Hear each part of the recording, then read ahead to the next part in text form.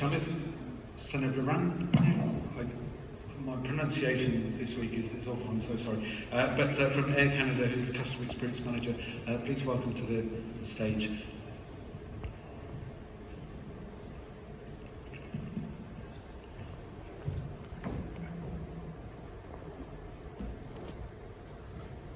Good afternoon, everyone. We have, since past days, we have listened to so many dignitaries. We have learned about, we have spoken about, we have heard about so much about customer experiences. And this time, we are welcome to the panel discussions on innovative in-flight design and technology to achieve a unique customer experience.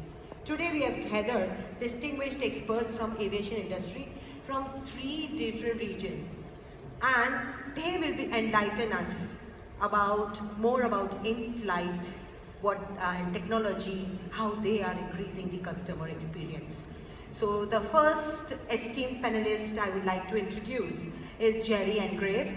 Most of you know Jerry here, as Jerry's been conducting a lot of about panels and taking care of this forum, but I don't know how much you know about him. So today I would like to say about Jerry is a founder of Empathize, and he is a customer experience consultant. He works with airlines, airports and hotel groups to help build their passenger experience program. Jerry is a member of Accessibility Advisory Group for Heathrow Airport in London, and is a certified customer experience professional and support others who are wanting to gain the accreditation as part of their professional development. Welcome, Jerry. Welcome to the panel.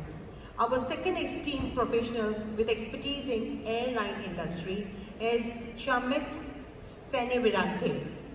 Now see the irony.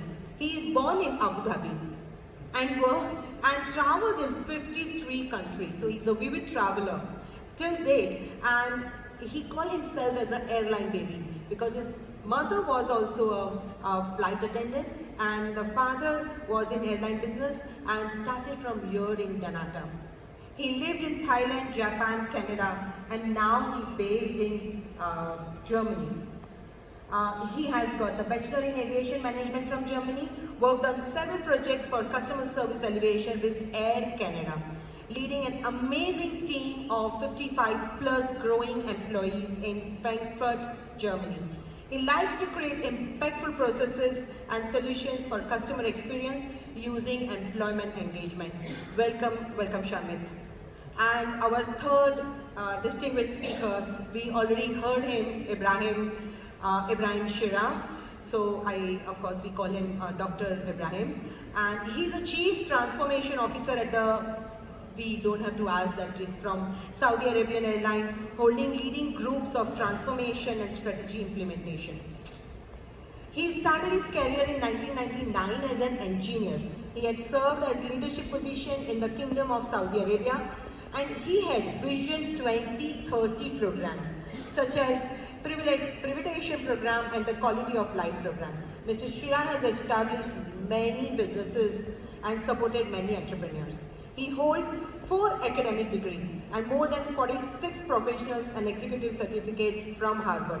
I don't know how he is creating his 2030 vision by his certificates or by experience, so that's what I need to ask him. He has more than 22 years of experience in more than 5 industries, and he's an active speaker in many conferences and forums, which we he demonstrated his things. Now, we have spoken a lot about the AI and about the customer experience. We have also heard so many things. Let me start like where we were in airline industry before. So when I was in Africa in early 2000, and when I was sharing this with Shamit and Jerry, that I was flying, there were no passenger aircrafts were flying there to the smaller place, which is in Congo and Beni, Bunia. So I myself had traveled in a cargo planes. Though I was the wife of the operator, so of course I get the seat, which there were few seats, 4 seats available in front of the aircraft. But rest of the passengers were traveling in their so-called seats, which were beds. And literally, they were being thrown out with their baggage because the flights was overloaded. So this kind of an experience, when I had that, and I had decided in my mind that I don't want anybody else to suffer like this. And today, these dignitaries, these are the people who make difference in customers' life. They make difference in the experience of each and every customer, that how they want to travel again and again, creating airports as a destination. So I would like to start asking the question. The first question, we spoke about the AI at the airport and about the experience. Now, let's talk about the in-flight experience. So what is the real customer need in flight experience? What is the real customer needs and in-flight experience? Jerry, would you like to say something? I think that one of the real needs is that it meets the expectations that have been set. So when I'm buying a ticket, I do my due diligence that it's going to be a reliable flight, but it's going to be comfortable. I've seen the advertising, so that sets my expectations. I really like the look of that. That looks fantastic. It looks really good atmosphere. Looks really comfortable. I think when you get on board the aircraft, if it's then a bit of a letdown, it's an old aircraft, it's a bit rickety, it's a bit bumpy. You feel let down. You feel like you've been paying over the price for it. So I think, fundamentally, we talked yesterday about the functionality, the ease, the emotion. But I think functionally, it just needs to work. It needs to be comfortable. It needs to be clean. It needs to be tidy. It needs to be as expected. Nobody wants to get on board the flight to be greeted with the news that you've been downgraded or anything like that. These are fairly sort of basic expectations. And in terms of ease, it needs to be easy to sit down and move around. On the flight over here, my seat was fine. Of course, I would say that my seat was fine. The lady who sat in front of me had fully reclined her seat, which meant that I had a real task to get out of my seat without waking her up. Now, I'm not sure if that's bad design or if that's just the Englishman in me that didn't want to wake her up or anything like that. But and the remote controls, they weren't easy. They weren't easy to read or to pick out of the seat. If we assume that customers are first-time flyers, there's a lot of assumptions we're making. So it's got to be easy, and then the whole cabin atmosphere. I mean, yesterday I talked about the research about the importance of however good the cabin is, the memory of what that in-flight experience is like is going to be driven by how friendly the staff were. Did you get a warm welcome? We talked about people who flight attendants would preempt a lot of their issues. So I think it's just got to work. I think our expectations are set by the marketing, and it's got to deliver. So. Thank you so much for sharing this. Shamik, I would like to ask you that what do customers value in that in-flight experience? First of all, thank you so much for the introduction, and thank you for the organizers for having me. I think since yesterday we've been speaking about digital transformation, AI a bit, and of course again the future of customer experience with the integration of digital transformation. Going back to the human touch, I think what we believe as well with Air Canada is that we have employee engagement, which is a key role in processing customers. So going to in-flight, again, we have cabin crew, yes, they've been trained, they've been engaged with the workforce in terms of certain programs that we implement. And I think it's key that they are embedded with what customer experience is about. And it's not only about, of course, again, your in-flight entertainment, it's not about the airport experience as well, but it's also about on board what the experience is about. And the onboard experience is an essential key to recognizing the airline product.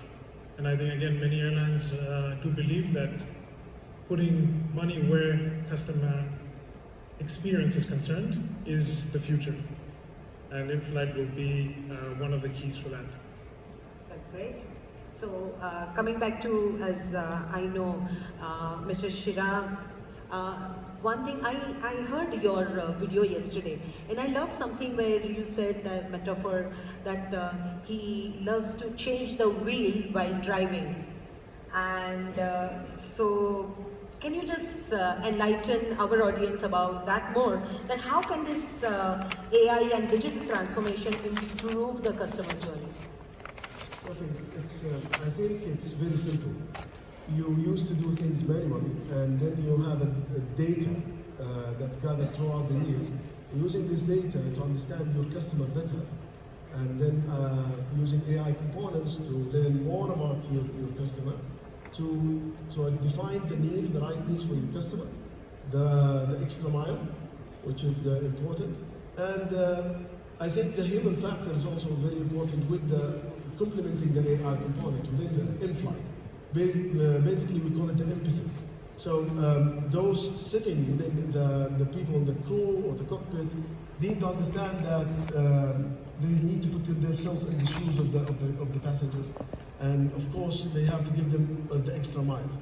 And just to capitalize on what's been said so far is the value for money. So whenever you choosing a certain airline was based on certain analysis that you made, and you are loyal to certain airlines, and that because of the experience you had before or the expected experience you're going to have maybe in the future, and you want to be loyal for one reason to another. So you're expecting certain services and certain offerings when you get into a plane.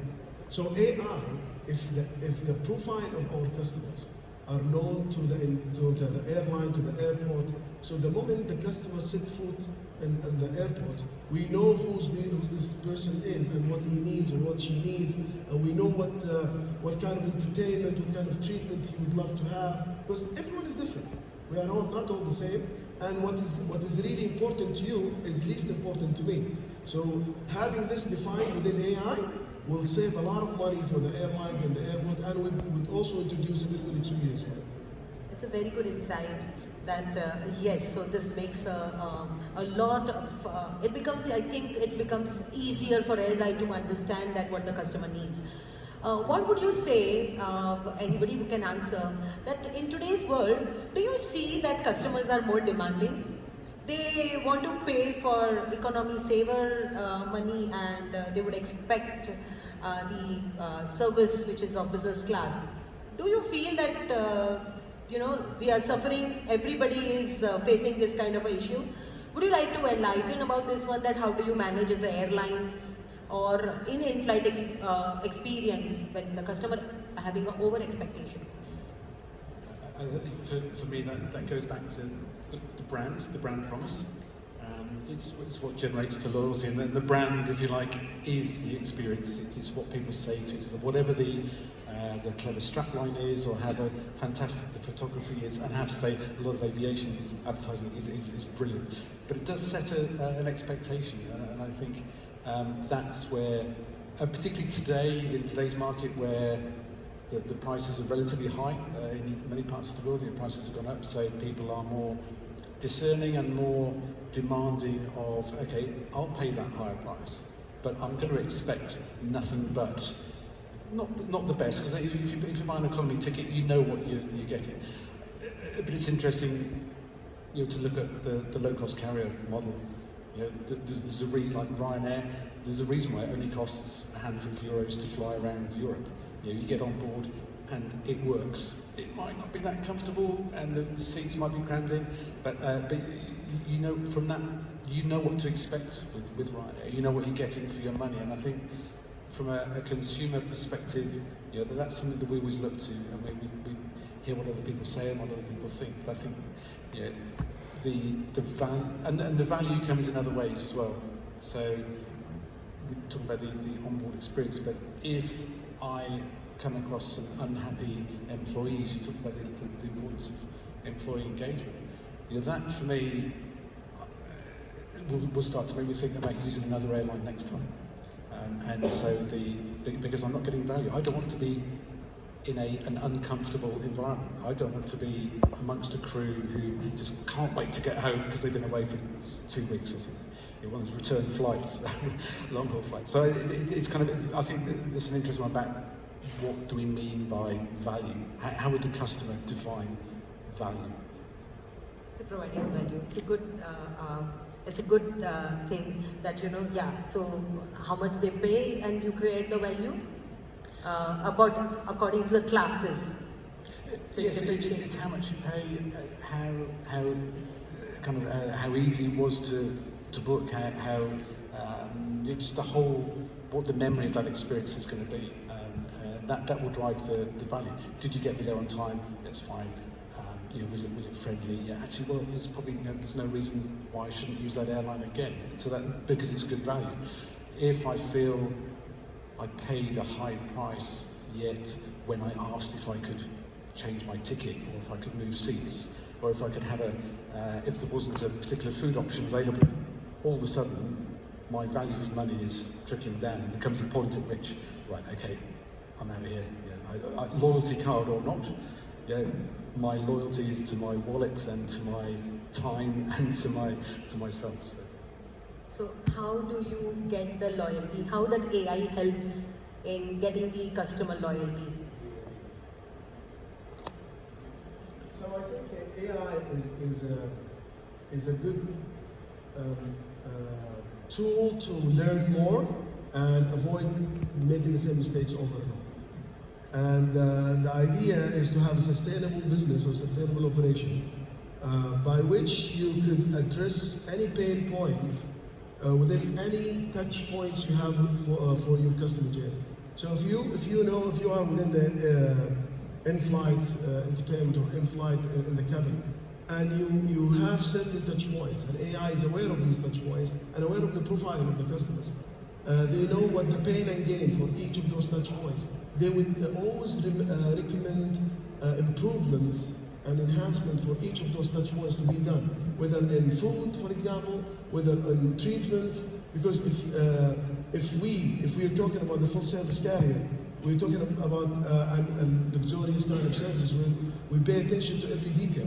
So pay attention to every detail means that you have to address the 5 senses of human being to make sure that they are all taken care of.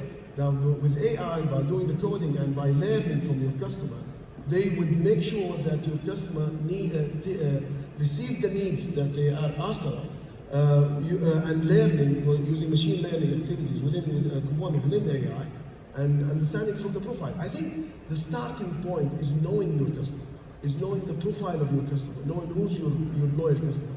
And even if he's a potential loyal customer, the AI is supposed to help you retain this customer, having him loyal, giving him some options. And we can see this in different, I can give examples of other retail markets like Amazon, like social media, websites.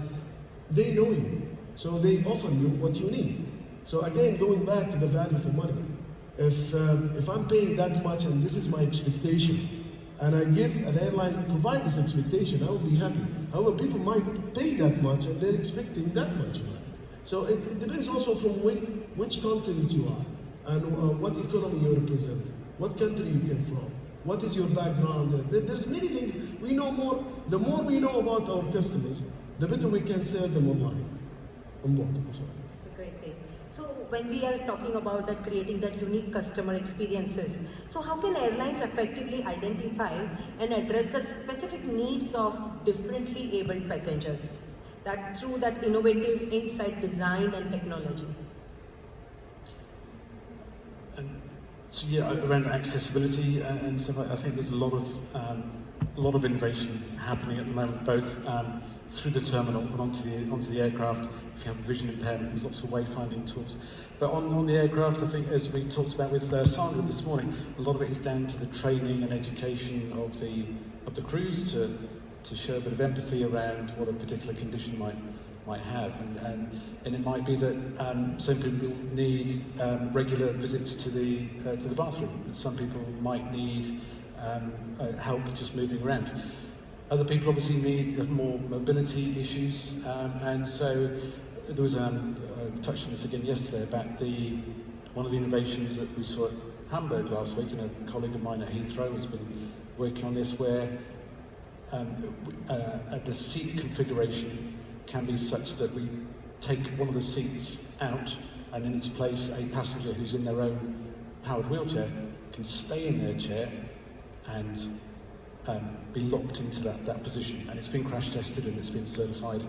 Delta Tech Ops and Policeman Good have been working on it as well. So that sort of stuff is a game changer, because that could make the difference between somebody not wanting to fly and not just thinking, I want to fly, but I'm going to fly with that airline. And other passengers think, actually, this airline is really good for all kinds of passengers. So I think there's a lot to be done in that space. Because the alternative would be, say, either not flying or that quite a humiliating experience where you stay in your chair to the aircraft door, then someone comes along, you have a sling, you have to get out into an aisle chair, which may or may not be one of the most uncomfortable, painful things you've ever done, and you can see why it would put people off flying. So I think there's lots of aspects, but I think airlines have come a huge distance in that area, as have airports, over the last few years, and I think it'll only continue. Amazing, amazing. When our loved one and dear ones have been taken care, and differently abled person have been taken more care, definitely people would love to be loyal with the same airline, that they would love to fly with them as well. Yeah. Thank you so much. Absolutely. So now, when it comes to incorporating technology, AI and digital transformation into flight interiors, so what key considerations should airline and interior manufacturers can keep in mind to provide a memorable experience to customers? Yeah. So just to touch on this point, Emily, I think what's important is, again, what's been spoken about is collecting data, of course, from customers who experience certain different aspects of the whole travel experience. Of course, we have information and then, or data, so to say, and then analyzing this data. And I think a lot of the onboard equipment manufacturers, the OEMs, they really take into consideration not only the airline, but different stakeholders. So you have regulators also involved, which have to give certifications, which is not, of course, an easy task. Different regions of the world have different certifications, and I do believe that it's not something that happens overnight, but it is a long, painstaking process in which there's a battle, of course, of what can be synchronized in terms of the future, in terms of all airlines, not only in the region, but on a global scale. So in-flight changes, you see there's many airlines, of course, implementing new IFEs, new segments of course, technological advances, virtual reality, to kind of experience what the cabin is like, to know what you might fly. But again, manufacturers as well are trying their best to help airlines. And just to talk on Jerry's point as well, we had the exhibition in Hamburg last week with the aircraft interiors. And of course, airlines are really looking to reduce weight. Meaning, of course, it reduces carbon emissions again. You're looking at different designs, which some of them are really interesting, to so to say. You, of course, have the business class seat, which might vary to 60 to 80 kilograms a seat. This is of different entertainment systems. And then you have also the economy seat, which would go as low as 6 kilograms to 8 kilograms. This helps a lot indeed, but then you also have, as Hemali said, you have the segment of economy customers traveling on a full-service network carrier, which is, of course, majority of the seats. Taking consideration, you would really need to know what you would like to offer. So it could be the low cost, such as the names of Ryanair, EasyJet, which is pretty much the core product, which is the no frills. And then you have the full service airlines, which are offering different products. And it really comes to working together, different stakeholders, which is the equipment manufacturers and then the airlines and then the regulators. So it's something that has to come over time. And as Dr. as well said, it's a lot to do with analytics, with data, processing the data at the right time, and giving the right information to the airline in terms of the future for them as well. Great. So, how important is the role of that manufacturers for simplifying the seats? seat design and reducing what I've heard about reducing the part count, making more simplifying and giving them the more options. So yesterday you were sharing one story about one person who was, so can you just share that? Oh, what, the seatbelt. So yeah, so like, I don't buy aircraft. I don't know. So but we were talking about the sort of things that aircraft manufacturers can do to make the experience better. And what one thought was to go back to, as you were talking about the journey map and the pinch points, the pain points in that journey. What are by and large, an in-flight experience is pretty good. Yeah, it's a magical place to be, up in the sky, going on holiday or coming to work. But there are some things that we do find a little bit frustrating. So what are those? How can we use technology to alleviate them? And one of them is the scenario where it might be an overnight flight, people are asleep, we're just about to hit some turbulence, so the crew come around and obviously they need to check that everyone's got their seatbelt on. But if people have got covered in blankets, they need waking up. We say, oh, okay, I understand it. Of course we do, we're very compliant. But so the thinking was, well, why not have a little light above the seat where it says whether that seatbelt is plugged in or not? We have those in our cars, so it's not new technology. To your point, it would add a little bit of weight, a little bit of complexity, but if you were talking about making a differentiated passenger experience, if no one else is doing that, it's only a small thing, it's not going to change the world, but it's that kind of thinking that using the technology to improve the interiors it's just an example of how it can be, but identify what are the worst points about flying. In your journey mapping, you had your jobs to be done. What's the stuff that you would get rid of? What's the things that people find frustrating, or how can you mitigate that through technology? That's an interesting question, because every person is different. And when you identify the jobs to be done, you would eliminate the least that our customers would consider as services that Saudi needs to remove. For example, let me give you two examples. They're very important examples. Now, in the past, Wi-Fi was an option.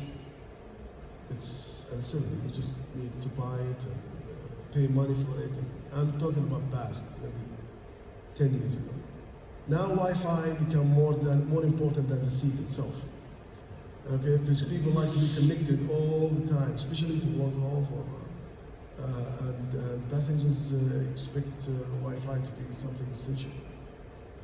So for people who are with disabilities, for example, the most important jobs that need to be done is to have a seamless movement inside the cabin and outside the cabin. So the jobs to be done is to the mobility within the cabin, from accessing the airplane, the aircraft, and going out from the aircraft is to be seamless journey for them. So this is for the one segment of the passenger. Another thing for our passenger is basically the design of the seat itself. They compare your seat with other seats. Okay, so they compare for the business class and the economy seat. The room you have, if you have a premium economy or you have an economy, or the room you have compared to other airlines where they can pay less money or more money. And if the fraction is that small compared to your price. So the passengers now are more aware compared to previously what the passengers look like. Previously they had little needs. They just want to be transport from this point to that point. Now they want to experience different kind of journey because they pay much, so they wanted to have more. So I think these two examples, the Wi-Fi, the people with disabilities, and the part related to seats are the most important people thing. And also the meals, by the way. We get criticized for meals sometimes. Sometimes the meals become so hot or so warm. So there are many things, many interesting things going on flight. So looking to that only, so that was the question I wanted to ask you. But now I would ask you that how does it technologically, that technology plays that part in the ensuring the safety and comfort in the air? Again, it goes to the rules and codes you embedded in this technology, and because it's basically they are executing whatever you put in there, and it's supposed to be integrated with your daily operation. So when you talk about safety on the aircraft and you want to embed AI would be totally aware of the safety rules of the aircraft and the journey and things. So it's going to implement it as part of the rules that they are supposed to implement. But so safety, unquestionable, as in aviation, it's been regulated very heavily. So I don't see an issue of conflict between technology and safety. However, we can leverage the tool to improve the experience of our passengers on board and under the umbrella of the safety and security and the rules. This also includes the crew as well. So they need to be trained, as I just said. Training the crew is a continuous journey. It's not just one time. So they need to learn from the mistakes. AI would show the mistakes and recommendations, and the training goes on and on. Make sure that this interaction between human being has been the best ever. And we don't want to neglect the fact there is always competition between airlines and airports. Oh wow. So being Shamit as an operation person, I would like you to enlighten more what Mr. Ibrahim also said, that how does that flight crews assist in creating that memorable experience and technology? Sure, just to add, I would like to add to Dr. Ibrahim as well. It's about a seamless experience, yes, but we're trying to crease out the seams. So it's ever changing. It's something that continues to change. So as of course many airlines see a situation as a problem, another one could see it as a solution, and it's continuously changing. Adding to of course, the in-flight experience, and what we believe in is, again, going back to employee engagement. What we really need to understand is behind everything that is tech-driven, digital transformation, everything that data is collected by at the end is the humans. So the humans do collect this information, they feed it into a system, and then that system is pretty much giving you the end result. So what we need to understand is that the engagement with our employees is very crucial.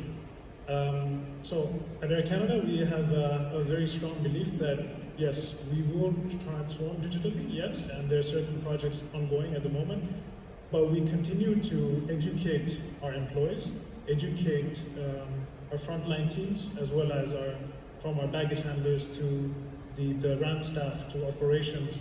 We continue to educate them with what exactly lies in the whole experience and the journey. In-flight crew, in particular, we have a system which is shared amongst a very special program we have. This is, so again, be personalized. So you take notes of course, customers, what their preferences are, what loyalty status they have, what in the future their travel patterns are like.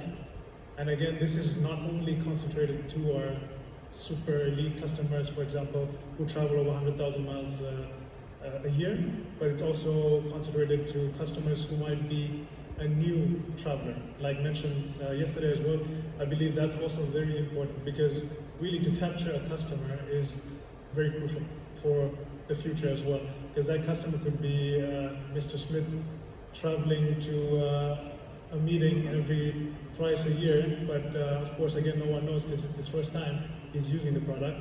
He needs to be surprised.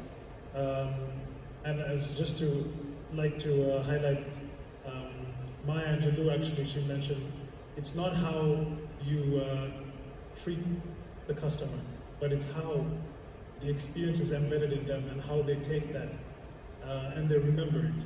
So customers, of course, going through different mindsets, and those mindsets are, us for an airline, important to understand, not only by understanding the customer, but understanding the needs. And of course, again, employee engagement is something very crucial for us, and we believe that the future is integrating technology with the workforce. Okay. Thank you so much. So, looking at the time into consideration, I would like to ask one major thing which everybody is asking in today's world is about post-COVID-19. So, what unique challenges and heightened their hygiene expectations? How the airlines and the interior manufacturers are innovating in-flight design technology to address these concerns and making that environment clean and safe. I can just start by saying I think there's the positive reaction from the post-COVID-19 era is that we become more, the airline become more conscious about the cost efficiency and at the same time in the hygiene kind of design and sustainability. There are many things that's going on that are orbiting the airline. And I think also the behaviors of the crew. I think most importantly is not the manufacturing part. To me, I think the people. Again, it's going back to this point. I think we have a saying in Saudi called "people fly people," meaning that you need to restate them again to where they were before, and not to lose the opportunity they had during COVID, that they've learned about the mistakes and the importance of being hygiene all the time, and making sure that this additional factor that you added to the whole experience of the airline remains there with all its aspects, meaning you have a good design of a seat, a good mobility, a good movement inside the cabin, and that's all in line with what we've learned from the COVID-19. Because we still need to make sure that people need to be aware of their health, aware of their behaviors, and that's become a big challenge also for the crew, and also the people engaging with the customers, with the baggage claim, with the crew. So I think they have to make it part of the DNA of any manufacturing or practices training that the crew has to take. Yeah, I absolutely agree. I think what COVID showed us how important it is when we board our aircraft. We like to feel that it's obviously clean and tidy. Ideally, it's just out of the factory and we're the first ones on it. That's what we wanted to feel like. But I think the other thing that COVID showed us is how, as consumers, we like control, and ideally if that's touchless as well, that's great. So there's a kind of happy coincidence in a way. So the technology that allows us to link our cell phones to the in-flight screen, to Bluetooth, whether it's video or whether it's messages or audio, yeah, that technology makes me feel really comfortable. I don't have to, if I have a phobia of touching things, and obviously since COVID a lot of people have that. So the more touchless we can make it, the better. But I think then the argument then stretches into the sustainability side of things. So because we've got a blanket on a long haul flight is now not wrapped in plastic, which is great, but I'm thinking, how clean is it? So it comes back to education and reassurance and the communication. You know, the reason why we're not wrapping our blankets in plastic is because of the sustainability agenda, but we can reassure you that it's clean, you know, and it's fresh on this aircraft. So there's lots of, and then you get into the conversations about single-use plastics and that kind of stuff, so it's all related to that hygiene, but obviously it kind of dovetails quite neatly into the sustainability agenda too. Seat fabrics, all that kind of stuff. My last question would be, in terms of 2030 vision, what changes do you foresee for passengers and in-flight experience? So how do you anticipate the aviation industry will evolve to meet the evolving expectations and demands of passengers in the coming years? So if you can highlight in one or two sentences, it would be good. Ibrahim, you can start with. Well, if we're talking about the Kingdom Vision 2030, it's a very ambitious vision. We have very ambitious goals and objectives. And I think the airlines play a big role in making sure that those ambitious targets are fulfilled, at least in three things. First, promoting culture. Saudi culture is very rich culture, from south to north, to east to west. So associating our brand with the culture, making sure that people experiencing our culture through the brand, That's very important for us. Second is digital, which makes sure that we are integrated across the kingdom and integrated with different other industries, not only the aviation part. So aviation with tourism, aviation with other industries, even in logistics and cargo. It is very important to be integrated and connected. So digital is very important.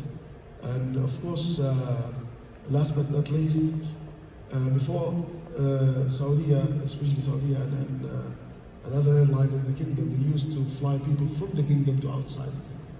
Now our target is to bring in people to the kingdom.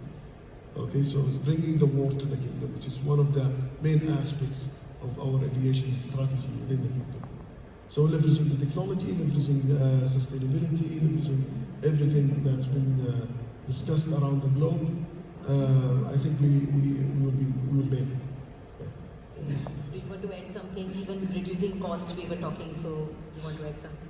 No, very briefly. I think we've spoken so much this last couple of days about the human element, the people element, and I think the in-flight experience just needs to recognise all of those anxieties, needs, hopes, wants, fears, and address it so we get a nice warm welcome. It's comfortable, I get the right information, and then I leave with a fond farewell, as Ritz-Carlton says. So yeah, I think just people, it'll remain and evolve from a people-centric perspective. So just to add as well, I think what we've all spoken about since yesterday and today as well is people play an important role, and we believe as well with Air Canada 2030 vision looks to not only rotate around customer experience but about operations, which is key, on-time performance, again baggage handling, because the whole experience revolves around leaving your house with your bag and pretty much going to the destination with your bag. And it is definitely an important role. It's not only the customer experience aspect of it, but there's of course inside the customer experience there's many other aspects. So we see ourselves again as a very diverse group of individuals at Air Canada and different walks of life.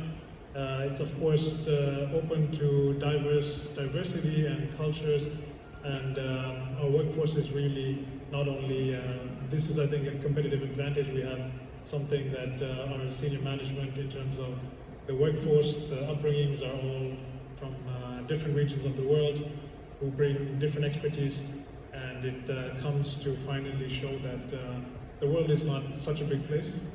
So working together again with these forums and coming together and exchanging ideas is definitely crucial for the future. Thank you so much. So thank you, esteemed panelists. I will conclude these sessions for sure, sharing your insight and innovating in-flight designs, reducing the cost, implementing new technology, and achieving the unique customer experiences. And we all know that together we can achieve. It's not about only in-flight experience or the airport experience or about the shopping or about only crew. It's on everything together. We all can make the customer experience the best.